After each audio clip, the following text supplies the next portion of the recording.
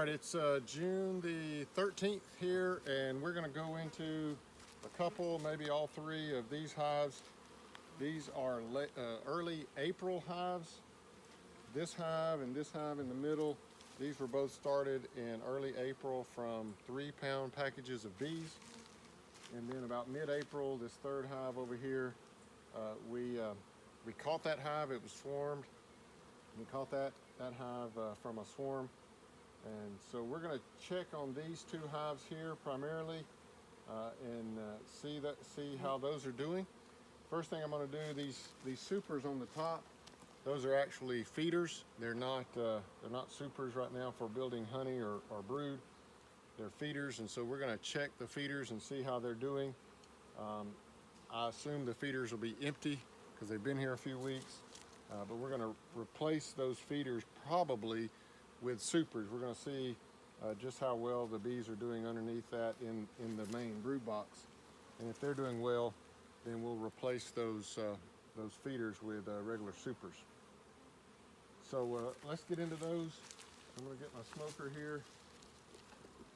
I'm going to go into this one first. So as I open this one up, again, it's just the feeder inside right now.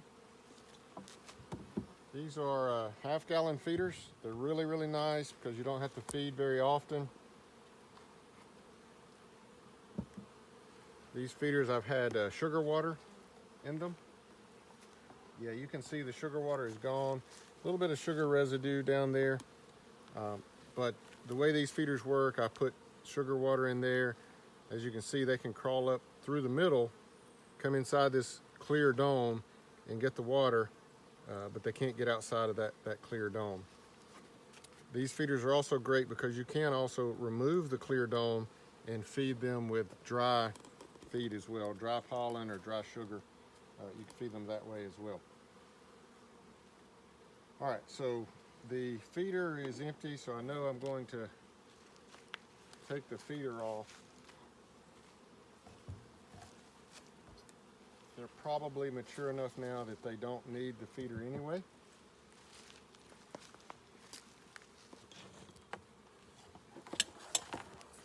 I'm going to pop this inner cover loose, give them a little bit of smoke, kind of calm them down.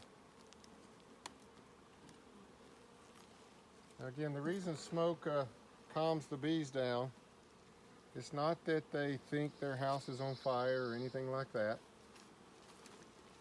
The smoke calms the bees down because bees, they communicate through pheromones picked up by the antenna on their head. And the smoke prevents them from communicating with each other very well. And so they're not sending out any kind of panic signals or anything like that because someone is tearing into their hive. So that's the reason we want to smoke them. Okay, as we take this off, you can see the feeder just comes kind of right out of the middle here. We're going to leave that off. We want to look on the bottom, make sure our queen, or the bottom of this inner cover, make sure our queen is not there. This particular hive has a marked queen, so she should be pretty easy to find if she's there. She's not on the inner cover, which is a good thing, obviously. I'm going to put that there. Now that I have this box open, I want to just kind of smoke these guys a little bit, just to, again, kind of calm them down.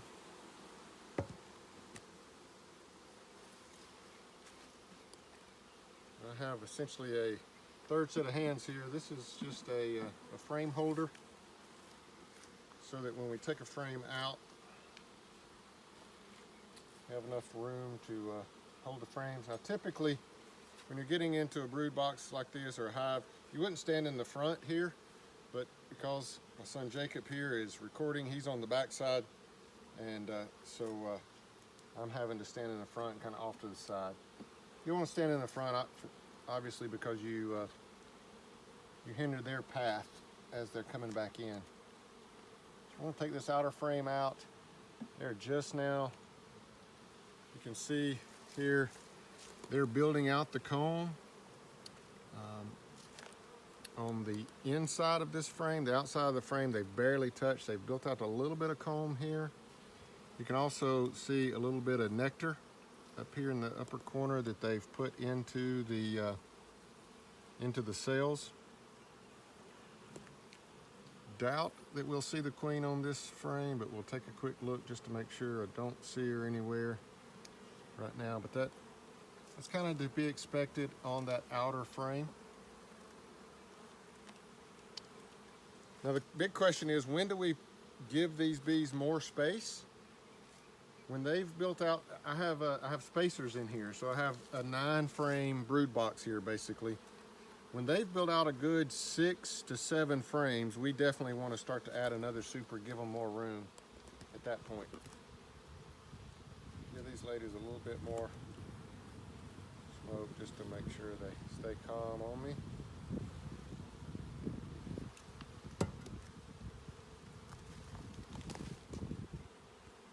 So we'll open up this frame now.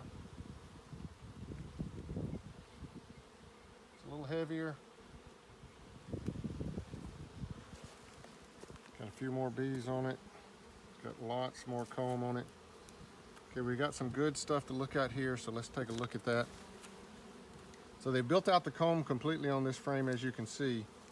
This here is capped brood, so that will soon be hatching out as new worker bees. Up here in the corner we have some honey. You can see that it's white capped, so that's honey. And then zoom in right here, Jacob. This is really neat. Right here in these cells, you can see larvae in the bottom of those cells here. So they're going to come along and cap those larvae over in those cells. Get that good shot of those larvae in the bottom of those cells. Right here. These cells here, you can see the little white, looks like a little white worm, white grub worm. Don't see the queen on this frame just yet here. It's not all that important that we find the queen. There's clear evidence that she's here. All of this capped brood is good, clear evidence that the queen is here. Again, there's more larvae on this side. So I'm gonna put this frame over here. Those are the only 2 that I'll put outside the hive. The others I'll just kind of move over as I inspect them. More honey, a little more smoke. So the population of this particular box is really good. It was kind of slow growing early on, but now it's looking really good. So I don't think that I will boost this hive at all. The hive next door there, as you can see on the outside, all the bees on the outside, it has been growing tremendously. So I considered moving some of those bees over to here, but the population here is looking good. No reason to really do that now. Okay, we've got another great brood frame here. You can see along the edges, we've got capped brood. Some of them are not capped yet. You can see the larvae in them still. And in the middle, you can see that is now uncapped. So that is hatched worker bees already. And then the queen will come back along and utilize those again now that they have hatched out.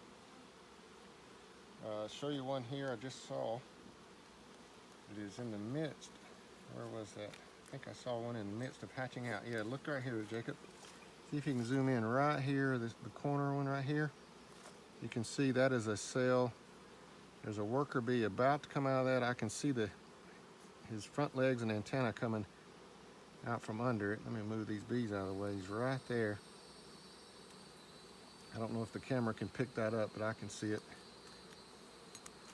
Maybe about to come out. Okay, let's see. Let's turn this over. All right, nice population of bees on this side. Looking really good. Again, I don't see the queen yet, but obvious indication she's here and doing well. She's building lots of brood, so we're good there.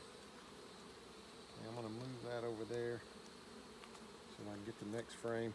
As we get closer to the middle of the box, then you'll see more activity in terms of the bees that are on the frame, as well as the comb that's built out, the brood that's built out, and so forth. Okay. All right, again, got nice looking brood there. Let's zoom in here a little bit. And I'll show you some stuff here too.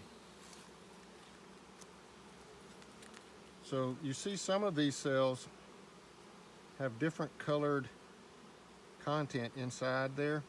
That's nectar. You can see this cell right here. It has pollen inside of it, yellow pollen that they haven't yet processed, but they have some nectar, have a little bit of honey right here in the corner, brown brood, capped brood here, and then they have some nectar in the middle. All right, we got another good frame here of brood. Let me show you a couple things here.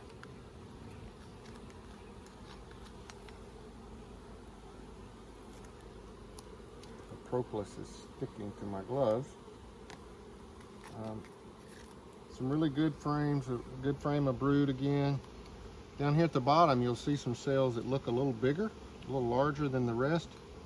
These are the male drone cells. So they'll always make those a little bit bigger because those bees, the drone bees, are a little bigger. If I see one, I'll show you the difference in size. That's the reason you have, those are not queen cup cells, those are drone cells. I don't think I'll see a queen cup cell in here. I'm certainly not expecting to. But you can see how the octagon cell is a good bit bigger than the octagon cell for these worker bees.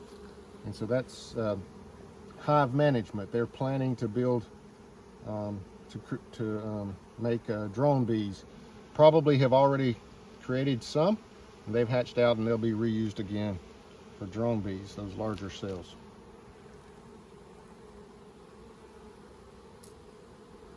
A good little bunch of bees right here, and I'm wondering if the queen is maybe underneath these.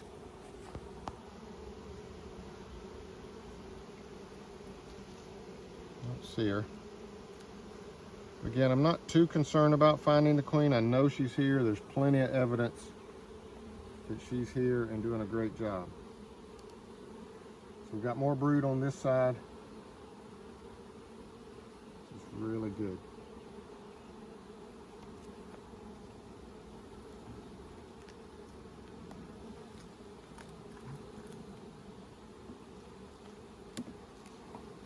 I'm going to pull one more frame. It's just not necessary to pull them all. I really like what I'm seeing. And it's really clear that I need to go ahead and give them some more space.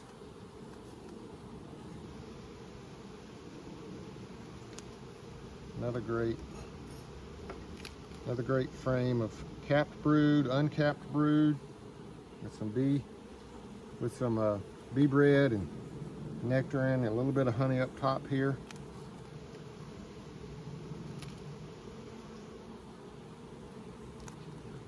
So again, this hive is looking really good.